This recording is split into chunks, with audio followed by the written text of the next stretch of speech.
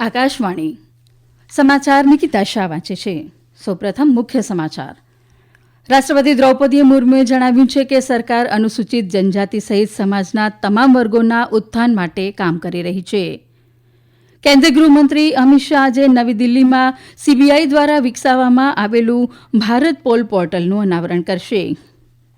તામિલનાડુમાં human મેટાન્યુમો વાયરસના 2 તો ગુજરાતમાં 1 કેસ નોંધાયો છે. કેનેડાના પ્રધાનમંત્રી જસ્ટિન ટ્રુડોએ સત્તાધારી લિબરલ પાર્ટીના નેતા પદેથી રાજીનામું આપવાની જાહેરાત કરી છે. અને સ્ક્વોશમાં ભારતની અનાહત સિંઘે ઇંગ્લેન્ડના બર્મિંગહામમાં રમાયેલી બ્રિટિશ જુનિયર ઓપનમાં અંડર 17 ગર્લ્સ સિંગલ્સ ટાઇટલ જીતી લીધું છે. સમાચાર વિગતવાર. રાષ્ટ્રપતિ દ્રૌપદી મુર્મુએ જણાવ્યું છે કે સરકાર અનુસૂચિત જનજાતિ સહિત સમાજના તમામ વર્ગોના ઉત્થાન માટે કામ કરી રહી છે. ગઈકાલે રાષ્ટ્રપતિ ભવન ખાતે વિવિધ રાજ્યોની પંચાયતી રાજ સંસ્થાઓની અનુસૂચિત જનજાતિની મહિલા પ્રતિનિધિઓને સંબોધતા રાષ્ટ્રપતિ મુર્મુએ જણાવ્યું કે પંચાયતી રાજ સંસ્થાઓ ભારતીય લોકશાહીનો પાયો છે. તેમણે કહ્યું કે તેઓ પાયાના સ્તરે શાસન અને સમુદાયના વિકાસ માટે એક મંચ પૂરું પાડે છે. રાષ્ટ્રપતિએ ઉમેર્યું કે આ સંસ્થાઓ મહિલા સશક્તિકરણમાં મહત્વની ભૂમિકા ભજવે છે. લગભગ 14 લાખ મહિલાઓ સમગ્ર દેશમાંથી પંચાયતી રાજ સંસ્થાઓ અને ગ્રામીણ સ્થાનિક સંસ્થાઓના ચૂંટાયેલા સભ્યો તરીકે સેવા આપી રહી છે, જે કુલ ચૂંટાયેલા પ્રતિનિધિઓના 46% છે. સુશ્રી મુર્મુએ કહ્યું કે આ ભાગીદારીને વધુ મજબૂત કરવા માટે મોટાભાગના રાજ્યોએ આરક્ષણ મર્યાદા વધારીને 50% કરી છે. કેન્દ્રીય ગૃહમંત્રી અમિત શાહ આજે નવી દિલ્હીમાં સીબીઆઈ દ્વારા વિકસાવવામાં આવેલું ભારત પોલ પોર્ટલનું અનાવરણ કરશે. ભારત પોલ પોર્ટલ ઇન્ટરપોલ દ્વારા રેડ નોટિસ અને અન્ય કલર કોડેડ ઇન્ટરપોલ નોટિસ જારી કરવાની સાથે આંતરરાષ્ટ્રીય સહાય માટેની તમામ વિનંતીઓની પ્રક્રિયાને સુવ્યવસ્થિત કરશે. भारत पोल पोर्टल भारतीय कानून प्रवर्तन एजेंसियों को अंतर्राष्ट्रीय पुलिस सहायता तक तेजी से पहुंच के लिए वास्तविक समय की सूचना साझा करने में महत्वपूर्ण भूमिका निभाएगा. ये पोर्टल साइबर अपराध, वित्तीय अपराध, ऑनलाइन कट्टरपंथ, संगठित अपराध, मादक पदार्थों की तस्करी और मानव तस्करी सहित अंतर्राष्ट्रीय अपराधों के बढ़ते प्रभाव की जांच में मदद करेगा. सीबीआई ने इस पोर्टल को विकसित कर सभी हितधारकों को एक साझा मंच पर लाने का काम किया है. ये पोर्टल अंतर्राष्ट्रीय अपराधों से निपटने में भारत के प्रयासों को और अधिक मजबूत करेगा. सुपर्णा से એક સોશિયલ મીડિયા પોસ્ટમાં શ્રી શાહે કહ્યું કે આ પોર્ટલથી પ્રત્યેક નાગરિક માટે સુરક્ષિત ભારત બનાવવાના કેન્દ્ર સરકારના સ્વપ્નને પરિપૂર્ણ કરવા માટે ભારતીય તપાસ સંસ્થાઓ વધુ સારી રીતે કામ કરી શકશે. ગૃહ મંત્રાલયે એક નિવેદનમાં કહ્યું કે પ્રધાનમંત્રી નરેન્દ્ર મોદીના નેતૃત્વમાં કેન્દ્ર સરકારે દેશની કાયદા અમલીકરણ એજન્સીઓને મજબૂત કરવા માટે ઘણી મહત્વપૂર્ણ પહેલ કરી છે. કેન્દ્રીય બજેટ 2025-26 માટે નાણામંત્રી નિર્મલા સીતારમણની અધ્યક્ષતામાં બજેટ પૂર્વેનો પરામર્શ ગઈકાલે નવી દિલ્હી ખાતે પૂર્ણ થયો છે. રૂબરૂ પરામર્શ દરમિયાન ખેડૂત સંગઠનો અને કૃષિ અર્થશાસ્ત્રીઓ, શિક્ષણ અને આરોગ્ય ક્ષેત્ર સહિત વિવિધ 9 હિસ્સેદારોના જૂથોમાં 100 કરતાં વધુ નિષ્ણાતો અને પ્રતિનિધિઓએ આ બેઠકમાં ભાગ લીધો હતો. સુશ્રી સીતારમણે નિષ્ણાતો અને પ્રતિનિધિઓને ખાતરી આપી હતી કે બજેટ તૈયાર કરતી વખતે તેમના સૂચનોની કાળજીપૂર્વક તપાસ કરવામાં આવશે અને ધ્યાનમાં લેવામાં આવશે. 10મી જાન્યુઆરીથી નાગરિકો માય પ્લેટફોર્મ પર કેન્દ્રીય બજેટ 2025-26 માટે તેમના સૂચનો અને વિચારો રજૂ કરી શકે છે. તામિલનાડુમાં હ્યુમન મેટાન્યુમો વાયરસના 2 કેસ નોંધાયા છે. 1 કેસ ચેન્નાઈમાં અને 1 કેસ સાલમમાં નોંધાયો છે. રાજ્ય સરકારે કહ્યું કે આ કોઈ નવો વાયરસ નથી. તેની ઓળખ વર્ષ 2001માં જ થઈ હતી. આ ચેપ તેની જાતે જ ઠીક થઈ જશે અને તેના વિશે ચિંતા કરવાની જરૂર નથી. જે 2 વ્યક્તિઓમાં ચેપ જોવા મળ્યો છે તેમની સ્થિતિ સ્થિર છે અને તેમને નિરીક્ષણ હેઠળ રાખવામાં આવ્યા છે. કેન્દ્રીય આરોગ્ય મંત્રાલયે કહ્યું કે અન્ય કોઈપણ શ્વસન ચેપની જેમ ખાંસી અને છીંકતી વખતે નાક અને મોં ઢાંકવું, માસ્ક પહેરવું અને આ ચેપથી બચવા માટે નિયમિતપણે હાથ ધોવા ફરજિયાત છે. આ સાથે ગુજરાતમાં પણ મેટાન્યુમો વાયરસનો એક પોઝિટિવ કેસ નોંધાયો છે. રાજસ્થાનના ડુંગરપુરથી સારવાર માટે અમદાવાદ આવેલા 2 મહિનાના બાળકનું HMPV સેમ્પલ પોઝિટિવ આવ્યું છે.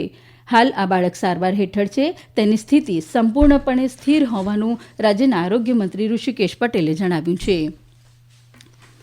આ સમાચાર આપ આકાશવાણી પરથી સાંભળી રહ્યા છો. આ સમાચાર આપ અમારી YouTube channel AIR news Gujarat પર પણ સાંભળી શકશો. વધુ સમાચાર માટે અમારી વેબસાઇટ newsonair.gov.in/gujarati અને અમારા એક્સ હેન્ડલ AIR_news_ABAD ને ફોલો કરશો. હમણાં જ મળતા અહેવાલ પ્રમાણે ભારત અને નેપાળમાં 7.1ની તીવ્રતાનો ભૂકંપના આંચકા અનુભવાયા છે.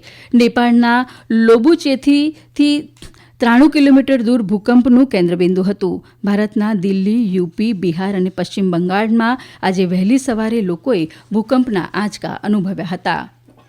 કેનેડાના પ્રધાનમંત્રી જસ્ટિન ટ્રુડોએ સત્તાધારી લિબરલ પાર્ટીના નેતા પદેથી રાજીનામું આપવાની જાહેરાત કરી છે.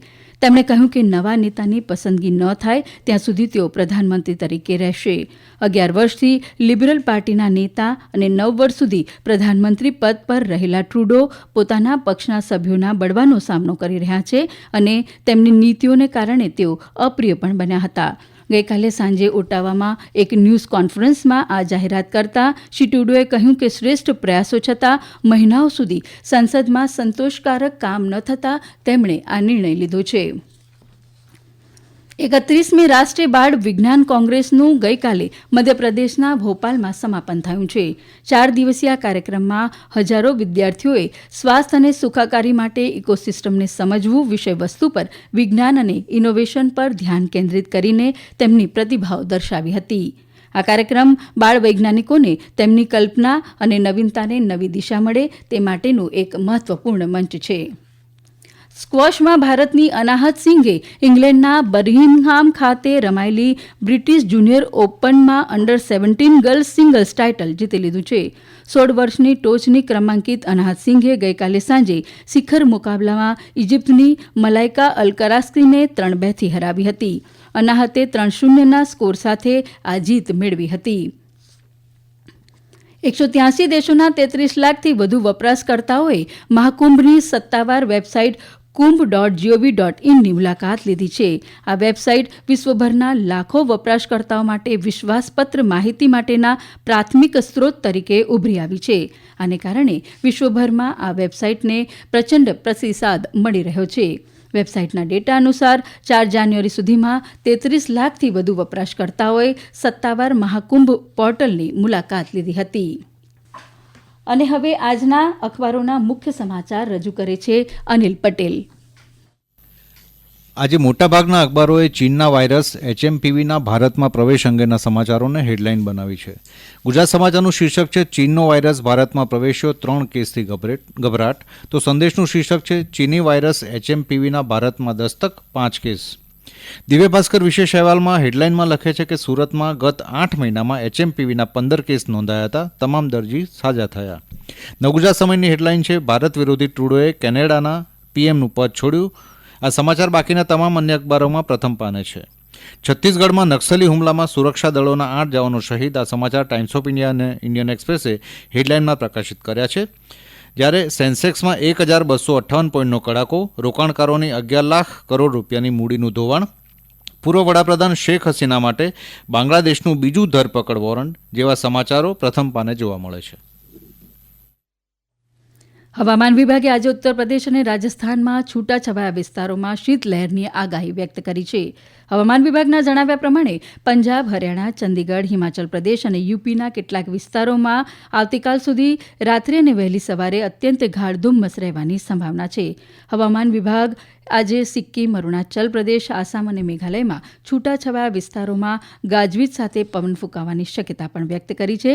આગામી 2 દિવસ દરમિયાન પશ્ચિમ હિમાચલના વિસ્તારોમાં લઘુત્તમ તાપમાનમાં 2 થી 4 ડિગ્રી સેલ્સિયસનો ઘટાડો થવાની પણ સંભાવના છે.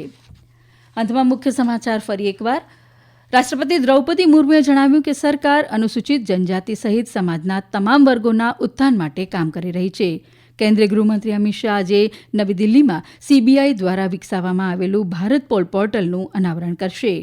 તામિલનાડુમાં હ્યુમન મેટા ન્યુમો વાયરસના 2 અને ગુજરાતમાં 1 કેસ નોંધાયો. અને સ્ક્વોશમાં ભારતની અનાહત સિંઘે બ્રિટિશ જુનિયર ઓપનમાં અંડર-17 ગર્લ્સ સિંગલ્સ ટાઇટલ જીતી લીધું છે. આ સાથે આકાશવાણી પરથી સમાચાર પૂરા થયા.